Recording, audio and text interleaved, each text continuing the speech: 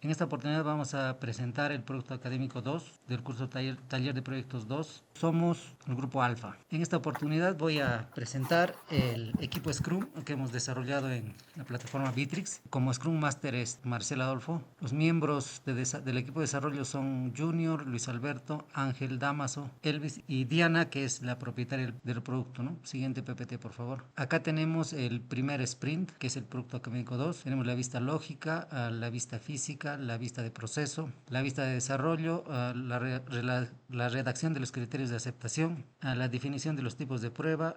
Bueno, también hemos implementado la elaboración del PPT para este video y la grabación de la exposición, ¿no? Siguiente, por favor. Acá tenemos los elementos del Scrum, los epics, las definiciones de terminado que tenemos. Siguiente, por favor. Con estos elementos tenemos las tareas. Bueno, ahora estamos en el proceso de la grabación del video, la presentación, y ya tenemos las demás tareas desarrolladas, ¿no? Siguiente, por favor. Y aquí vemos ya el sprint que se tiene estas tareas desarrolladas. Siguiente, por favor. Doy pase a mi siguiente compañero. Sí, ¿qué tal? Buenas noches. Aquí vamos a ver lo que es el diagrama de clases. En el diagrama de clases tenemos 5 entidades, que son el usuario, paciente, médico, cita e historia clínica, donde también hemos agregado algunos métodos, los métodos más principales que vamos a necesitar. Bueno, en este caso, en el diagrama de componentes tenemos lo que es la parte de servidor y cliente web. Cliente web, bueno, es por HTTP, mediante una página web. El servidor web es Apache. Su motor de base de datos es MySQL, ¿no? Y por favor, el siguiente. Acá tenemos el diagrama de despliegue. Bueno, el usuario va a acceder mediante un navegador, una interfaz web, y mediante un servidor de aplicaciones procesamos las solicitudes. Y bueno, todo se va a almacenar en una base de datos, ¿no? Tenemos ahí una imagen también de referencia de cómo es el diagrama de despliegue. El siguiente, por favor. Buenas Le doy noches. pase a mi compañera. Sí, buenas noches, gracias. Continuando con la exposición, mostramos el diagrama de actividad, en el cual está compuesto por el usuario como actor y el sistema. El usuario entra al sistema con los credenciales, el sistema valida los credenciales y si cuando ya entra al sistema, las credenciales si valida, muestra la pantalla principal y si no valida, muestra un mensaje de error y solicita nuevamente que acceda a las credenciales. Luego selecciona el colaborador, muestra las opciones, si muestra las opciones, ingresa, actualiza la historia clínica y si no, se pone a visualizar la historia clínica. Continuando con el registro, guarda los cambios en la base de datos y se cierra la sesión.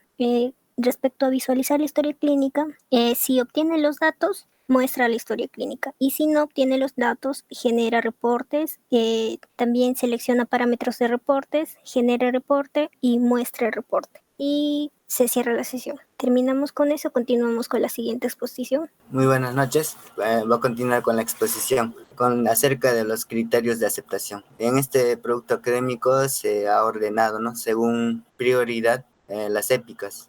Por eso tenemos la primera épica como registro y autentificación. En este épica trata, ¿no?, sobre el proceso de registro y autentificación de usuarios, ¿no?, que es login, ¿no? Y como la historia de usuario 1 tenemos el registro de nuevos usuarios y los criterios de aceptación serían, ¿no?, en un primer escenario, creación de la cuenta, ¿no? El usuario completa los campos de registro obligatoriamente y se valida, ¿no? Y al crear la cuenta, el usuario recibe un mensaje de confirmación. En un escenario 2 tenemos la verificación de datos obligatorios. Cuando el usuario no completa los campos obligatorios, el sistema no debe mostrar un mensaje de error.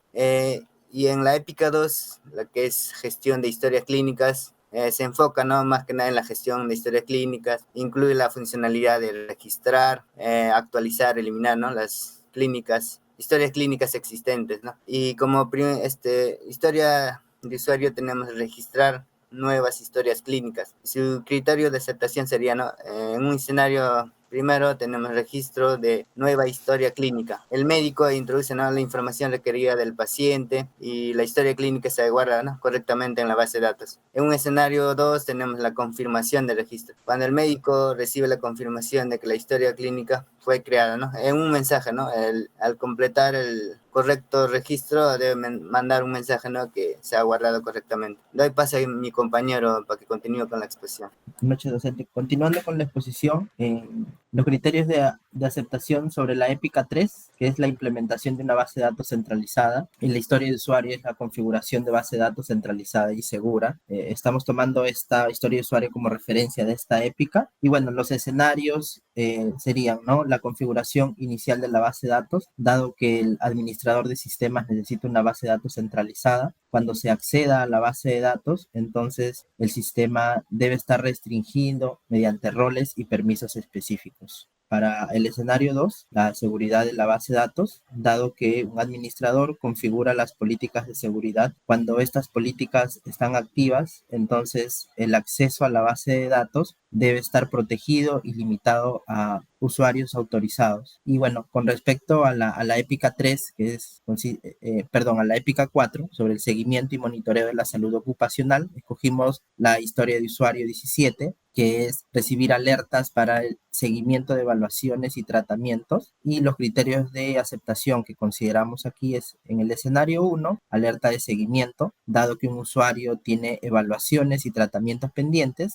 Cuando se acerca la fecha de seguimiento, entonces debe recibir alerta recordando la acción requerida para el paciente. En el escenario 2, la confirmación de alertas, dado que un usuario recibe una alerta, cuando revisa, entonces debe confirmar que ha visto la alerta. Muchas gracias, doy pase a mi compañero. Sí, continuando, los tipos de pruebas tenemos los requisitos funcionales. Hicimos unas pruebas unitarias que como objetivo tenemos validar el funcionamiento correcto de las unidades individuales de código, los métodos o clases. Y como descripción tenemos las pruebas que enfocan componentes individuales del sistema para que se asegure del correcto funcionamiento de manera aislada. Por ejemplo, probamos la función que calcula el índice de masa corporal de un colaborador para asegurarse que devuelva el resultado correcto basado en el peso o altura.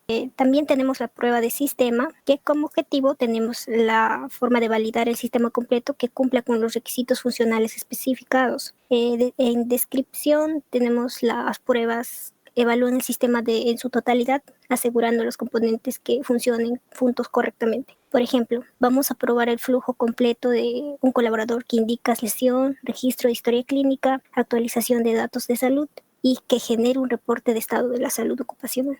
Tenemos también la prueba de regresión. Como objetivo es asegurarnos de los cambios recientes para el código que no hayan afectado negativamente a las funcionalidades existentes. Descripción. En estas pruebas se realizan después de modificaciones en el sistema para confirmar que las funciones previamente se desarrollen y sean aprobadas según el funcionamiento. Como ejemplo, tenemos después de actualizar la función de registro de datos de salud, verificar que las funcionalidades relacionadas, como la actualización de datos y la generación de reportes, sigan funcionando correctamente. En pruebas de integración, tenemos el objetivo de verificar los diferentes módulos o componentes del sistema y que interactúen correctamente entre sí. Descripción de esta prueba, que se asegure que los módulos del sistema funcionen juntos como se espera, detectando problemas de interacción. Por ejemplo, probar la integración entre el módulo de registro de historia clínica y el módulo generación de reportes, verificando que los datos ingresados reflejen correctamente a los reportes generados. Paso a mi compañero Elvis. También tenemos los tipos de prueba, en este caso requisito no funcional. Tenemos 4, la usabilidad, la seguridad, la eficiencia y la escalabilidad. Los requisitos funcionales es importante ya que se necesitan para garantizar que el software no solo cumpla con los requisitos funcionales, sino que sea robusto, seguro, eficiente y fácil de usar. Y también el sistema pueda manejar las difíciles condiciones del mundo real y proporcionar una experiencia de usuario de alta calidad e intuitivo. En el requisito de usabilidad, lo que hace es evaluar la facilidad de uso y la accesibilidad de la aplicación, el cual nos asegura que sea intuitiva, accesibilidad y más que nada nos proporcione una experiencia muy satisfactoria al usuario final. En el tema de seguridad, lo que hace es validar que la aplicación esté bien protegida contra amenazas y ataques, y así asegurar la integridad, confidencialidad y disponibilidad de los datos del usuario y del sistema. Punto 3, que es la eficiencia. Mide el rendimiento del sistema bajo diferentes condiciones de carga para garantizar los tiempos de respuesta rápidas en las operaciones para que sean eficientes incluso bajo mucha presión. La escalabilidad. Ello asegura que el sistema puede controlar el crecimiento del usuario. En este caso, el crecimiento en la cantidad de masa de usuarios que hacen una consulta al sistema, ¿no? Ya sea por transacciones de llamadas por APIs o en el mantenimiento y la estabilidad adecuada y en el rendimiento y aceptable, permitiendo una expansión sin problemas. Gracias. Voy a pasar a mi siguiente compañero.